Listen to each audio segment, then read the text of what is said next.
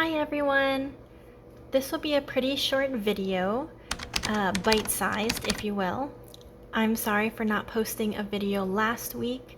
I was feeling a bit under the weather, but I'm feeling much better now. So today we're going to pick up where we left off in the last video. And if you haven't watched the last video yet, I'll post a link up here. That last video is just about how to get started using Procreate. And today I'm going to show you how to sketch and do line art in Procreate. I thought about maybe including the different ways I color my illustrations, but I ultimately decided to save that for next week's video because there's kind of a lot to cover in that one and it'll probably end up being much longer. So for this week, it'll be short and sweet. And yeah, let's get started. If I'm using a reference, this is what my setup looks like. My Procreate app here, and I have Dropbox open here with my reference file in Dropbox. And that's mainly because I like to keep the Procreate app unimpeded. So with that being said, I also wanted to show you, let me close this. So that's just my personal preference. Let's go to the layers here. I'm going to clear all of this. So actually I'll just be deleting the layers I used last time. Delete, and I'm just swiping left on each layer and deleting it. So, oh, and clearing that one because it's the background, and then you have your one layer that you will be drawing on. So if you go into the wrench setting here, and if you go to the canvas button, you actually are able to pull in a reference into Procreate. So I clicked on reference. At first it gives you the canvas, and that's if you wanted to, you can just resize this like so. If you wanted to see the canvas, what you're drawing from kind of far away. Let me do that really quickly. Oh, there we go. Let's up this so you can see it. So if I'm drawing, see, and then it'll show up in your reference because you're currently referencing your own canvas. So let's tap with two fingers is undo. What I wanted to show you is if you click on this, your reference, instead of canvas, you go to image, you can import an image. And instead of like having the setup that I usually do where it's the Procreate app on the right and the Dropbox app on the left, you can actually just import the reference directly into Procreate. I don't like working like that, mostly because I don't like anything being in the way of the canvas when I'm drawing. That's just personal preference. Sometimes I do bring in the reference to look at the canvas that I'm drawing on so that I can see what it looks like from far away. But other than that, that's pretty much why I don't use the reference, but it's there if you want to use it. And to turn off that reference feature, to make that go away, all you have to do is click on the wrench, make sure you're under canvas, and just turn off that reference button and it'll make the reference go away.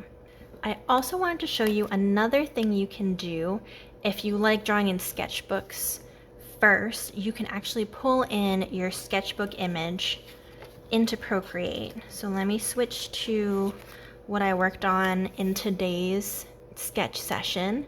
I was drawing this earlier this morning in my live sketch session because I was sketching out ideas for a Hawaii themed sticker sheet.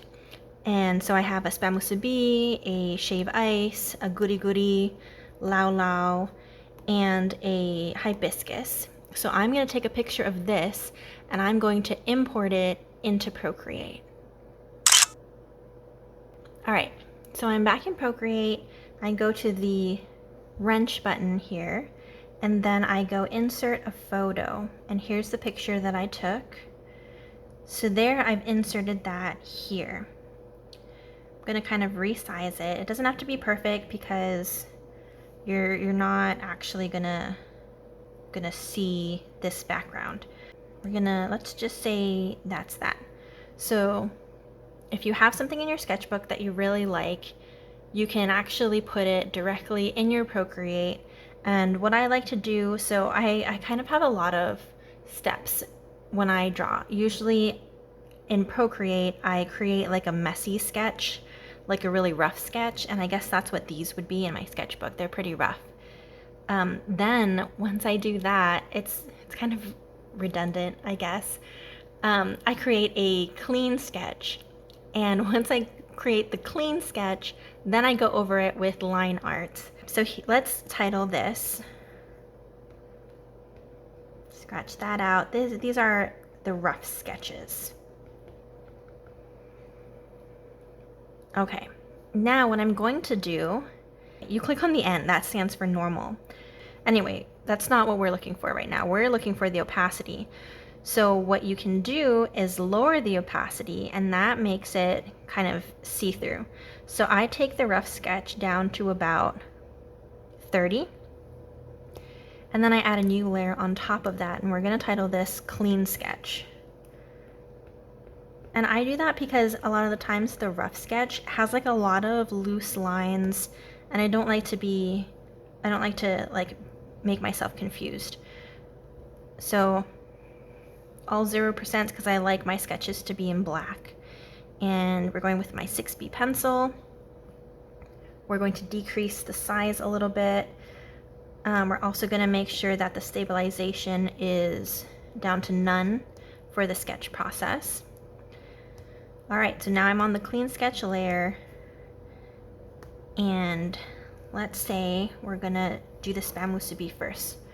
So the rough sketch has a lot of like extra lines, and I don't like just putting the line art on top of that because sometimes I confuse myself about like what line I meant to be the final line, if that makes any sense. So I like to do kind of a clean sketch. We'll make that a little, let's go 10%, a little smaller. I like to do a clean sketch on top of the rough sketch to be more deliberate with my lines here. So this is a spam musubi, if anyone has had one before. It's a very yummy and common snack in Hawaii. And this sticker sheet is going to be Hawaii themed because everything in my store this coming summer, either end of July or beginning of August, will be Hawaii themed. Alrighty. So you see that it's kind of see-through, and I like doing that so that I'll show you. If it were at 100%, for me personally, it's just kind of hard sometimes to differentiate the lines of my clean sketch over the lines of the rough sketch. So if I undo that, and that's why I like to have this kind of as see-through as possible. I also wanted to quickly point out that it's perfectly okay to use reference images. It's encouraged. You're not any less of an artist for using reference images. They're a means to help you more accurately portray something.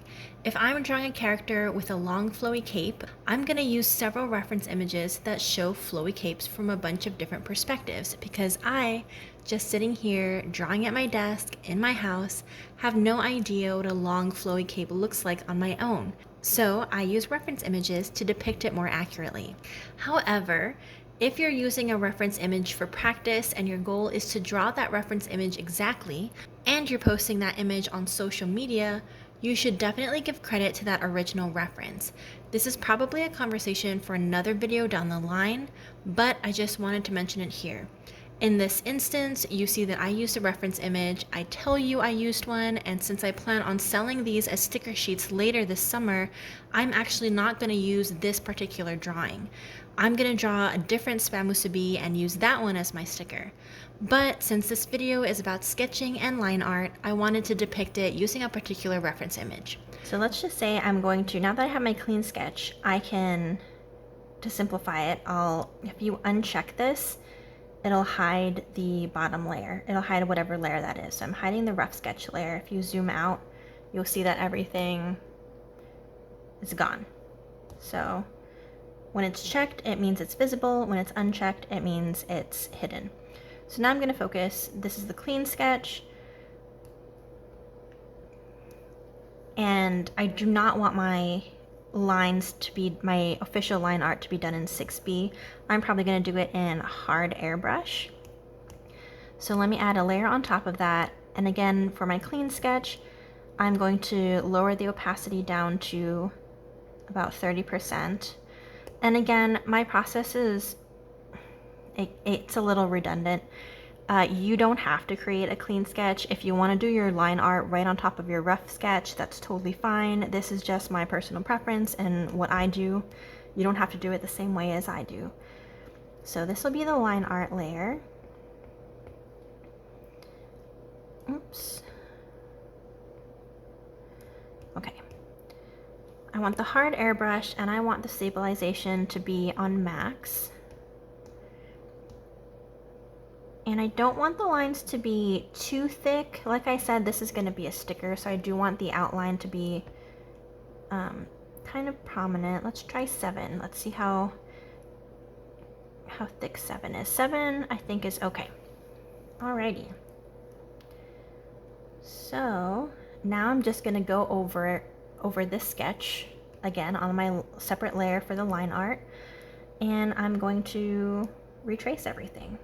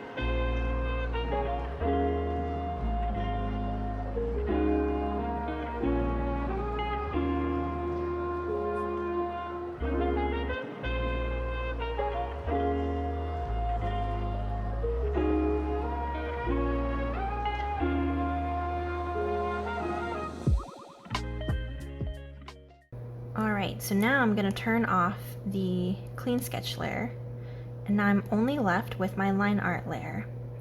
And I also want to note that this style is still pretty different from what I normally do for my standalone pieces, but I wanted the sticker sheet to be kind of cutesy and a little more simplified than what my normal style is. So all of the stickers will probably be in a similar style as this. But even though the style's different, the process that I use for this and my standalone pieces are pretty much the same. So the process is the same, even if the style is different. So now we're left with the line art. My other sketch layers are hidden. And next week, we are going to do the coloring for this. That's going to be a longer video, like I said earlier. So I wanted to keep this one short and sweet. Thank you all for watching. I hope you enjoyed it, and I hope it was pretty easy to follow for the sketch and the line art part of Procreate. Check back in a week. Thank you. Bye.